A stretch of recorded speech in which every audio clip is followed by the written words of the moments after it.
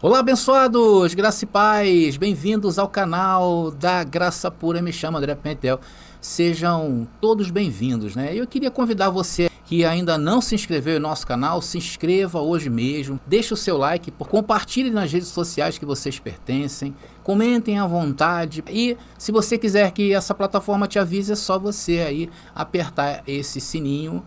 Nós vamos falar nessa mensagem dois tópicos. Nós vamos mostrar para vocês algumas objeções e divisões no entendimento que se refere a questões relacionadas ao Espírito Santo, depois da queda do templo, depois do ano 70. A primeira que vamos tratar nesta mensagem é qual é o nosso posicionamento sobre os dons do Espírito Santo, estes relatados ali em Coríntios. Na segunda parte nós vamos ver se o Espírito Santo, depois do ano 70, deixou de ser funcional para nós. Será que não tem mais a funcionalidade do Espírito Santo nesses dias? Porque nós estamos vivendo na plenitude dos tempos, estamos no reino de Deus. Falamos que somos completos, perfeitos, isso é uma verdade. Será que não precisamos disto? E aí, meu irmão, qual é a sua opinião em relação a isto? Será que depois de 70 os dons cessaram, o Espírito Santo também? É isto que nós vamos ver nesta mensagem imperdível de hoje. Vamos aí à cereja do bolo, conforme eu falo. Vem pra graça que eu te explico. Agora é a hora da palavra. Meus irmãos, nós vamos, primeira abordagem dessa mensagem, eu quero deixar bem claro para vocês 3 pontos que eu penso a respeito daquilo que nós falamos aqui neste canal. Primeiro, a ideia desse canal é promover o confronto justamente de ideias, principalmente com você mesmo, porque essa palavra ela dialoga com a gente, conforme eu falo, ela nos faz buscar e respeitando muito a individualidade de cada pessoa. O segundo ponto que eu quero falar com vocês nessa mensagem é que cada posicionamento nosso, aquilo que nós falamos, é baseado no conhecimento. E esse conhecimento nos chega por várias vertentes, por vários canais. Porém, nunca pelo lado místico. Este conhecimento eu chamo de um conhecimento espiritual, porque ele visa o lado espiritual. Terceiro, atenção, embora usemos a expressão revelado, né, conforme eu boto aí a hora da palavra revelado, eu por muitas vezes usei essa expressão, fui revelado, eu já usei várias vezes, entenda-se que esta revelação, ela é derivado de um conhecimento adquirido. Baseado nesses 3 pontos, podemos então prosseguir em nossa mensagem de hoje. Irmãos, houve um período em que a revelação, vamos voltar ao papo de revelação, era necessária. Como aqui aconteceu com o apóstolo Paulo, que foi o quê? Arrebatado. Alguns dizem que ele apenas sonhou. Há uma controvérsia, né? Uns falam que ele foi arrebatado, outros não, que ele estava dormindo, sonhou, outros que foi os sentidos, enfim. As pessoas às vezes querem saber dos pormenores. Amém, glória a Deus por isso. Mas não é o caso dessa mensagem. E ele deixou isso relatado em 2 Coríntios, capítulo 12, versículo 1. Em verdade, que não convém gloriar-me, mas passarei as visões e revelações. Ou seja, Paulo não somente foi revelado, como ele também teve visões. E que ele falava que eram coisas inefáveis ao homem dizer. E o final ele completa do Senhor. Então a ele foi dado algo diferente. A ele foi dado um evangelho que seria direcionado quem? Aos gentios. Esse evangelho que ele recebeu veio sim através de revelação. E ainda por várias vezes durante a sua vida, Paulo recebia essas revelações na caminhada dele aqui. Aí a gente pergunta assim, mas André, por que houve naqueles dias, entre os discípulos de Yahshua, também vou falar um pouquinho sobre isso, e Paulo essas revelações? Porque, irmãos, todo o compêndio que hoje nós temos em mão, chamado Bíblia, tá aqui, eu vou mostrar aqui para vocês algumas Bíblias, alguns livros que eu tenho daqui a pouco, não existia. Existia somente o quê? Existia somente a Taná, que é o Antigo Testamento. Então não existia isso no primeiro século. Isso veio aparecer com o passar do tempo. Paulo não dizia como hoje eu digo. Hoje nós podemos falar assim, vamos abrir em 1 Coríntios? Vamos abrir em Romanos? Hoje nós temos a revelação em nossas mãos. Por esta razão, havia naqueles dias a necessidade da revelação, ou seja, antes de aparecer os escritos do chamado Novo Testamento. A forma de ensino nesses dias era por revelação, era um ensino revelacional. Recapitulando o que eu falei até agora. Atenção, para você não se perder. Discutimos o papel da revelação na formação lá daquele cristianismo primitivo. Eu destaquei que no primeiro século o compêndio que temos hoje conhecido como Novo Testamento ainda não existia e que, por sua razão, a forma de ensino era principalmente revelacional. Usei o apóstolo Paulo como exemplo, que teve uma revelação direcionada aos gentios e recebeu várias outras revelações ao longo de sua caminhada. Enfatizei também, atenção, que a revelação era necessária naqueles dias porque não havia um conjunto de escrituras estabelecidos hoje como nós temos o Novo Testamento junto com o Antigo. Antigamente, a única fonte de ensino era o Taná, mas a Taná já estava saindo de uso pelos primeiros cristãos no primeiro século.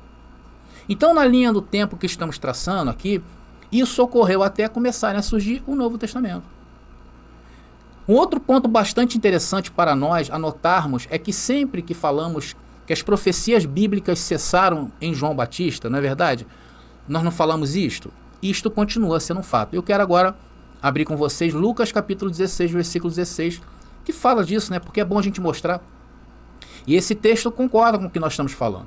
Diz que até a chegada de João, né, o Batista, a lei de Moisés e a mensagem dos profetas eram seus guias.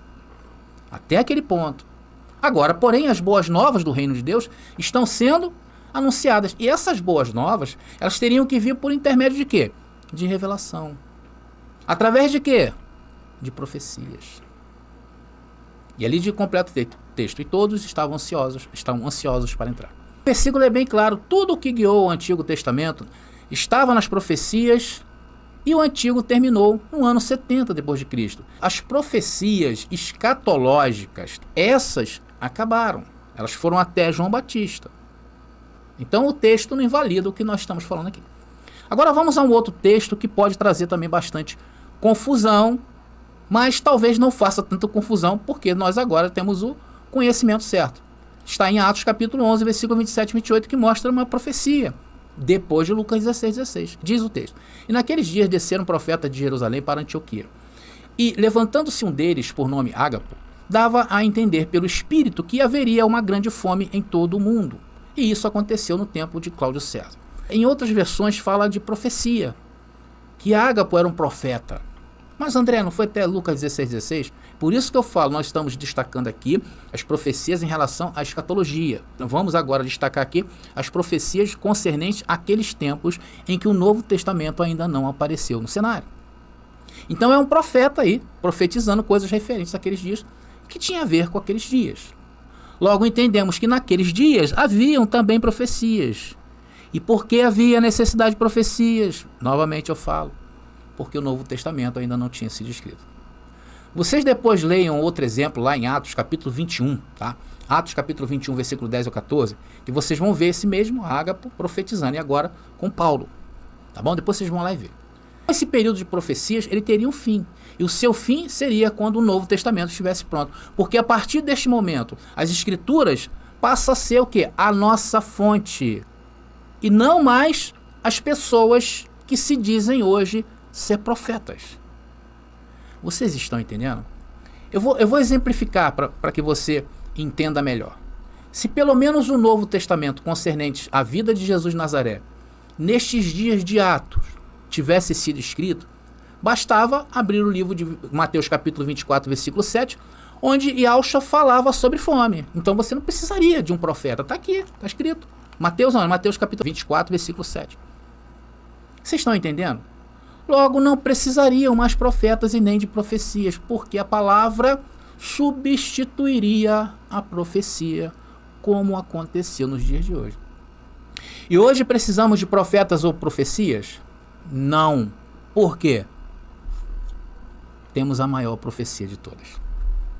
Portanto, se alguém disser que tem autoridade de Deus para profetizar, este está descontextualizado da realidade.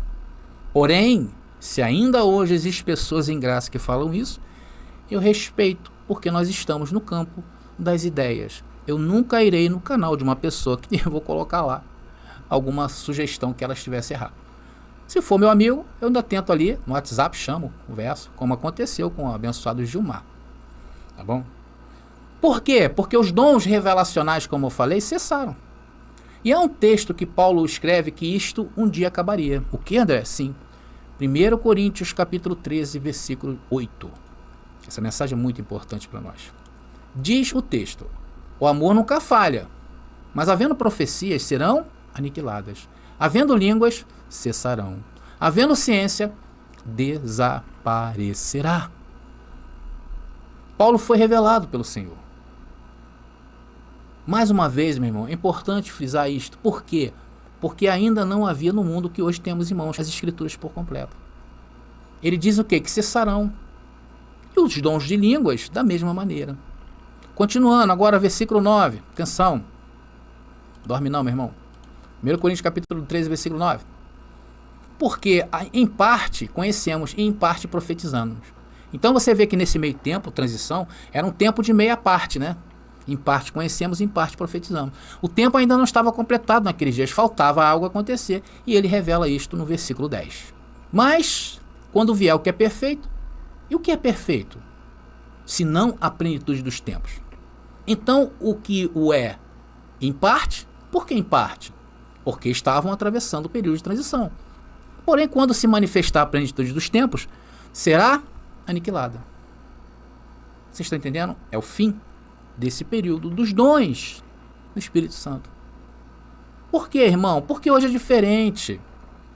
A Bíblia Sagrada hoje nos fornece todas as informações que precisamos para desenvolver nossas vidas vivendo essa plenitude. E nesse versículo fala também de dons de língua, que isto é um outro assunto aí que eu vou abordar mais na frente, embora já tenha falado sobre isto, mas esse tema merece sim uma repaginada aí para os abençoados se adequarem. E também fala da ciência, é a questão do conhecimento. Hoje esse conhecimento já está dentro de nós. O que há é um despertamento desse conhecimento quando falamos. Porém é necessário buscar. Aí você diz assim, impressionante como isso tudo estava dentro de mim. Mas ele te chegou porque você ouviu a palavra certa. Porque existe a verdade. Então a verdade quando chega, ela acontece esse despertamento. Mas se você não buscar, não vem. Então, recapitulando o que nós falamos até agora nessa segunda parte da mensagem. André, por que você está falando isso? Para fixar o ensino que eu quero passar para você. Eu falei sobre a compreensão do tempo das profecias bíblicas. Disse que as profecias cessaram em João Batista. Mostrei que as escrituras e a mensagem dos profetas eram seus guias. Depois mencionei em Atos um profeta profetizando sobre um evento em seus dias que era a grande fome. Depois expliquei que isso ocorria porque as escrituras do Novo Testamento ainda não haviam sido escritas. Entendemos assim que o período de profecias teria terminado quando o Novo Testamento estivesse pronto e a palavra substituiria a profecia. Argumentei também com vocês que não precisamos mais de profetas ou de profecias, porque temos as escrituras completas, que são a maior profecia de todas. Está claro para vocês o que nós passamos até agora nessa mensagem? Eu, por exemplo, costumo dizer, né, já viram falar? Eu queimo a mufa. Passei a dizer isto até para valorizar. Ou seja, o que eu adquiri não veio de uma revelação sobrenatural que eu fui no monte, que eu fui... Não veio, nem eu fui levado nas asas de um anjo e recebi esse conhecimento no mais alto Olimpo do mundo. Então, hoje a revelação está aqui, é a palavra. Irmãos, e sinceramente falando, qual de vocês hoje pode me dizer assim, que recebeu essa palavra que nós falamos aqui de mãos beijadas? Me fala qual de vocês recebeu. Olha, eu fui assim, eu estava andando e eu ouvi você falar e abriu... Irmão, não. Ninguém, queridos. Todos nós passamos e vamos passar por processos de aprendizagem. Mas hoje nós não vamos consultar profetas, hoje não vamos consultar pessoas que falam em língua. Não, porque isso passou. Quem recebeu essa palavra de graça? Me diz aí. Se quando você recebeu essa palavra, ela te derrubou. Ela destruiu o teu mundo religioso. Ela aniquilou pensamentos que eram sofismas na tua mente. Quantos de vocês tiveram que buscar e buscar? Não, não é verdade, eu vou lá buscar e ver que é verdade. Como eu. Costumo dizer que a graça para ser recebida é como você nadar contra a correnteza. Você tem que saber nadar. Você vai fazer o teu esforço, meu irmão. Daqui a pouco, quando você entrar mesmo no oceano da graça, você vai ver. Pô, não tem correnteza, é tranquilo. Mas você não vai receber nada de graça. Essa palavra primeiro causou um fuzuê nas nossas vidas. Depois ela veio endireitando as coisas, consertando, colocando as coisas no lugar. Por isso que precisamos continuar buscando. Ouvir é muito importante, porque às vezes eu falo aqui que aquilo que nós falamos te acende algo aí. Então, antes da chegada das escrituras completas, não era assim. Antes era o quê? Por profecias. Antes era o quê? Por revelação. Mas vamos continuar, abençoado. Então nós vimos até agora quanto ao nosso posicionamento. É que os dons do Espírito Santo cessou após o ano 70. E mais tarde, com o advento da completitude das escrituras, unindo o antigo e o novo, ela deixou de existir. Tá bom? E o que ensinamos? Irmãos, quando eu trago as mensagens que falam da escatologia consumada, por exemplo, eu digo, não, a vinda de Cristo já foi realizada no ano 70. Eu não estou trazendo nada novo, tá? A escatologia consumada é uma linha de pensamento. Não é algo revelacional. Não, esqueçam disso. Eu não recebi de graça lá no quarto e estou dando para vocês de graça, não. Algo revelacional aconteceu com vários personagens bíblicos. Agora, o que acontece quando você ouve isto é que você vai se alinhando com essa forma de pensar Bíblia. É isso que acontece. Por quê? Porque o que falamos, há fortes contextos e textos bíblicos que nos informam que a parousia, a vinda de Yahshua, já se revelou, não é para esses dias. Nós entendemos por estes textos formas gramaticais, tempos verbais, o uso dos originais, que isso foi para aqueles dias. Muita gente não entende e diz que é impossível os dons terem sido cessados por conta do ensino da palavra que ministramos.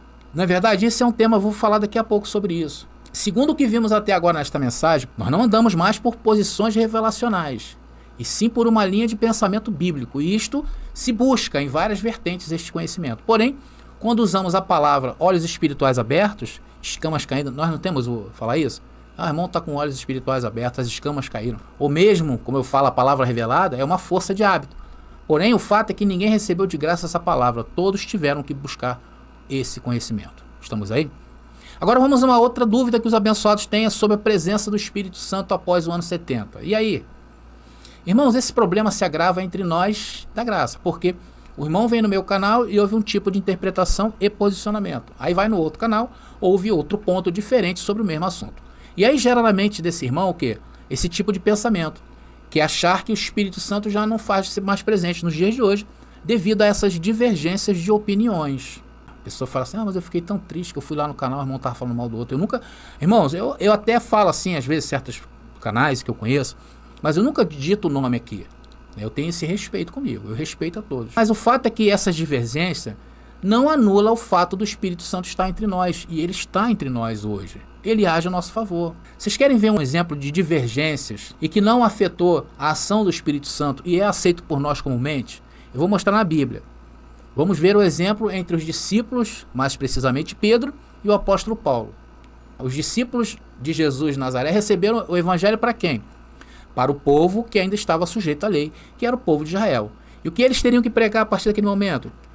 Que eles teriam que se arrepender e entendesse que o novo e vivo caminho não seria mais através do sacrifício feito no templo e muito menos pela lei mosaica. Ou seja, a lei de Moisés, a Torá, a lei para a carne, seria substituída pela lei do espírito de vida, como diz Romanos, que atuaria onde? No âmbito espiritual. Já Paulo recebeu o evangelho de quê? Da reconciliação.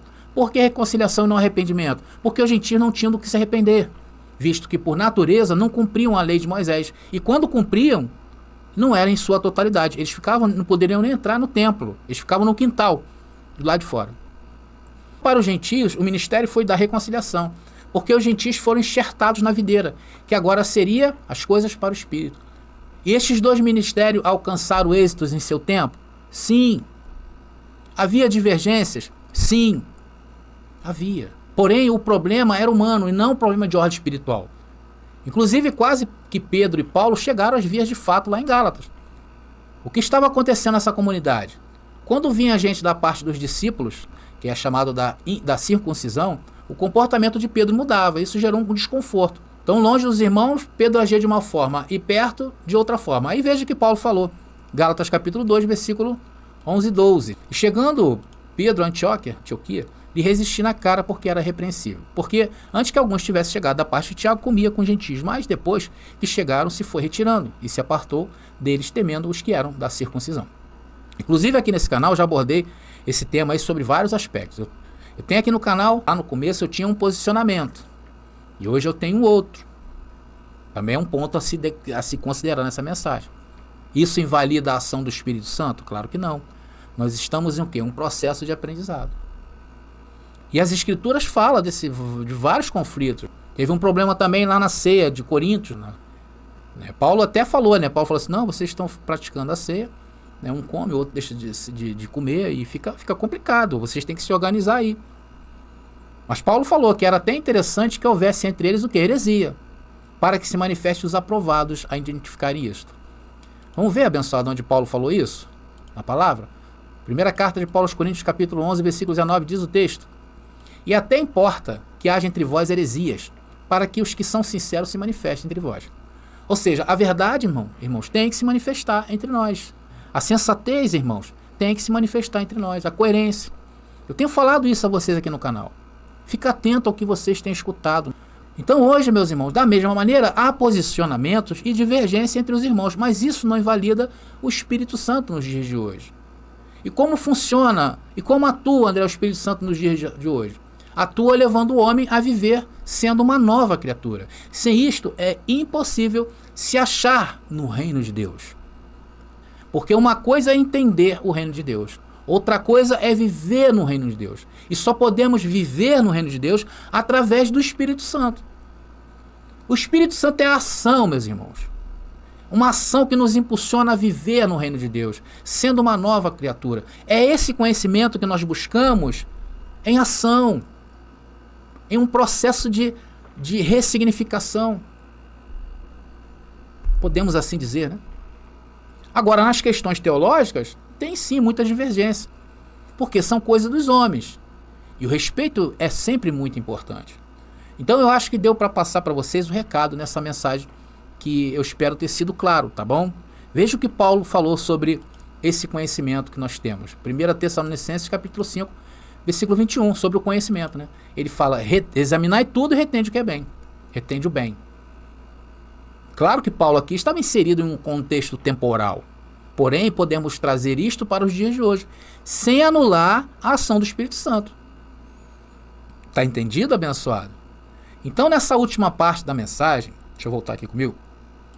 Nesta última parte da mensagem, nós discutimos a questão da presença do Espírito Santo depois do ano 70 depois de Cristo e a confusão que surge devido a interpretações e posições diferentes entre os irmãos.